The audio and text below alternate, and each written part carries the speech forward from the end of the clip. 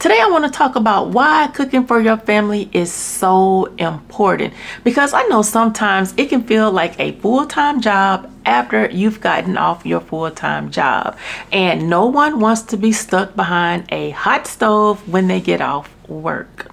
But what if I told you that cooking is one of the most powerful ways you can love on your family and create memories that last longer than any food you will get from a drive-thru? Do you ever think back to those childhood moments in the kitchen? Maybe you were standing on your tiptoes, looking over the counter, trying to see what everybody is doing. And maybe your grandma, your mom, your dad pulled you right into the kitchen to help.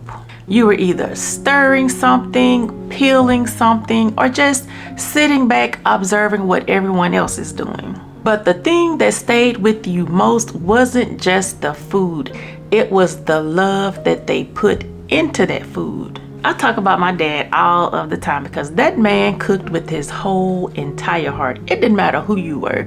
You could be family, friends, strangers. It didn't matter. He was going to feed you regardless of who you were. And if you don't eat while you are at his house, you can best believe you will be leaving with a to-go plate. Now, my husband did joke one time and said that if you turn down a plate at his house, you can best believe it's going to show up in that mailbox by the time you get to your house. That's the kind of love that food carried in my house. Did you know that there is power in making a home-cooked meal? And what I mean by that is, these days, life is moving really fast, and I mean really fast. I was looking at my kids the other day, and I'm like, how did y'all become teenagers so fast? Y'all were just babies yesterday. Like, what is going on? And between work, kids, bills, you're just trying to keep your head above water. And it's easy to feel like cooking is just one more thing on a never-ending to-do list. But the truth is, cooking for your family does more than just feed them. It brings everyone together. It's love on a plate, plain and simple. Food is powerful, y'all. Cooking is powerful. And I know we do live in the world of drive-thrus and dinner shortcuts, and sometimes those things are necessary. But there's something about a meal that's made at home that just hits differently. It's something about the smell coming from the kitchen that just pulls everybody in. You know, you have the kids peeking their heads and they're asking, is dinner ready yet? Or your husband may be walking by sampling food as you're cooking it. And you know, those little moments, that's connection.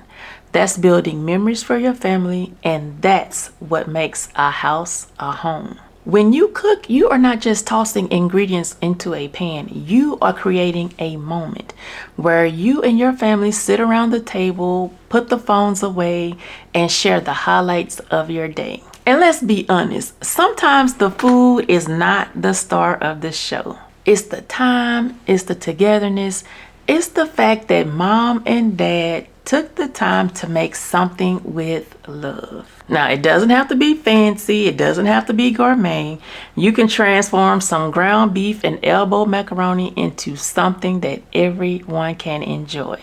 You can throw together a meal in 30 minutes and still make memories that last a lifetime. So if you're tired, I get it.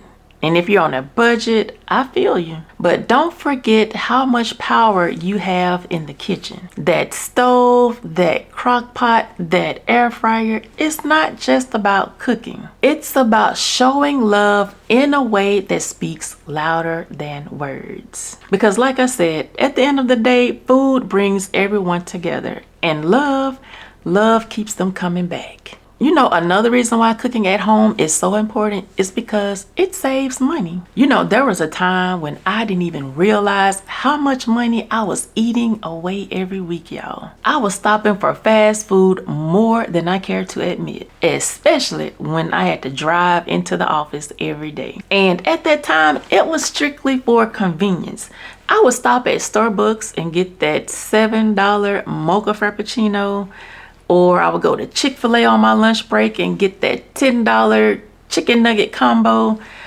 I was spending money and not even thinking about it. But you know how fast all of that adds up. A lunch here, a snack there, dinner for the family. Yeah, we were spending some major money on convenience. And it wasn't long before my husband and I looked at that bank statement and realized we spent $300 in 1 month on fast food. Y'all, we were beside ourselves when we came to that realization. But that was my wake-up call. I didn't need any more motivation outside of that. Seeing that $300 just did it for me. Now compare that $300 bill to my $25 grocery haul, where I was able to make 50 meals just cooking what I bought at the grocery store. And listen, I'm not talking about struggle meals. I'm talking about full course dinners. And the truth is, cooking at home stretches your dollars in a way that eating out never can. You know that $12 you spend on a combo,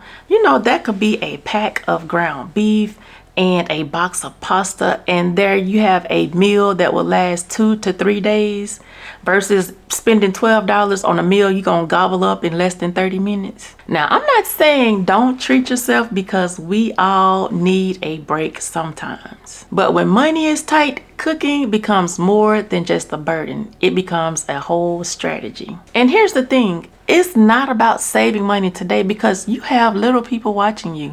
Your kids are watching everything that you do. It's all about building habits that will make a difference down the line. When you cook at home, you plan better, you waste less, and you learn how to make the most out of what you already have. You know that leftover chicken from Sunday, that can become chicken tacos on Tuesday. Or that half onion in the fridge, that's the start of a good soup. You learn to work with what you've got. And that kind of creativity, that's where the savings really live. So yeah, cooking does take time, but it also gives you something back. More money in your pocket, more control over what your family eats, and more peace of mind when the bills start stacking up. It's not just about food, it's about creating stability for your family. One meal, one recipe, one grocery haul at a time. Another reason why cooking at home is so important is because food is culture.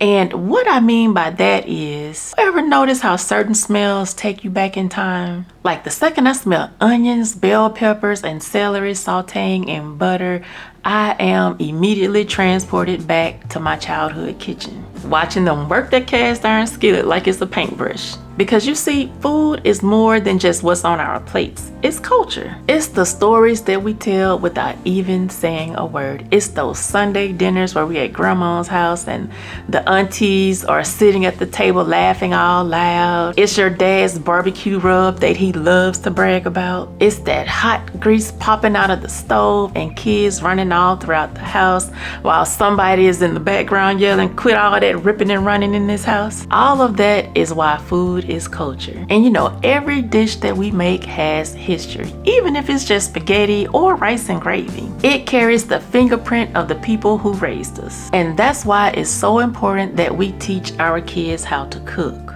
Because if we don't, those stories will stop with us. I tell my kids all of the time about the importance of knowing how to cook.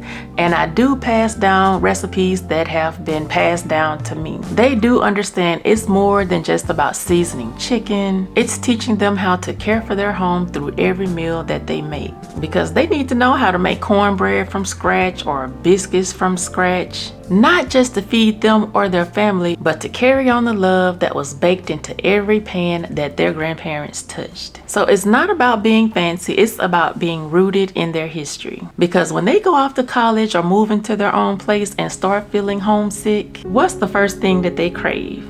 A home-cooked meal. And if they know how to make it, they are never far from home. So the next time you're in the kitchen, invite them in. Let them stir, let them chop, let them peel something. Because every recipe you teach them is a seed planted. And one day it'll bloom at their own dinner table. Now let's talk about grace over perfection for a minute. This is something that took me a long time to learn. Dinner doesn't have to look like an Instagram post or a Pinterest board to mean something to your family. I used to stress myself out trying to cook the perfect dinner. Everything had to be made from scratch. Everything had to be plated all nice and cute. Now, this was back during my trying to impress my then boyfriend turned husband era. But then life happened. We got married. We had kids. And cooking took on a whole new look. Rice would get stuck to the bottom of the pot, or somebody, my husband, would forget to take the meat out of the freezer. I had to learn to stop chasing perfection in the kitchen and start giving myself grace. Because the truth is, your family is not going to remember if it was plated to perfection. They'll remember all of the love that you put into that food. They'll remember that you fed them, and they'll remember that you made something out of nothing. So if the biscuits burn, that's okay. If you forgot to garnish that spaghetti with fresh basil, that's okay. Child, no one is checking for that. And if all you had time for was some hamburger helper and a side salad, guess what? You still showed up. So let your kitchen be a place of grace, where mistakes are part of the recipe and laughter is the main ingredient. Because at the end of the day, people don't need perfection. They need you and all of the love that you bring. So the next time you feel like you're falling short and your dinner was not a Pinterest masterpiece, remember this: every pot, every pan, every plate of food that you prepare is an act of love. You're saving money, you're showing up, you're building your family's legacy one meal at a time. If this message spoke to your spirit today, go ahead and hit that like button. Subscribe if you are not part of the family. I would love for you to become a part of the family. And drop a comment down below. What is your family's go-to meal? Let's be that village for each other. And just know that I see you, I support you, and we will chit chat in the next one. Talk to you later. Bye.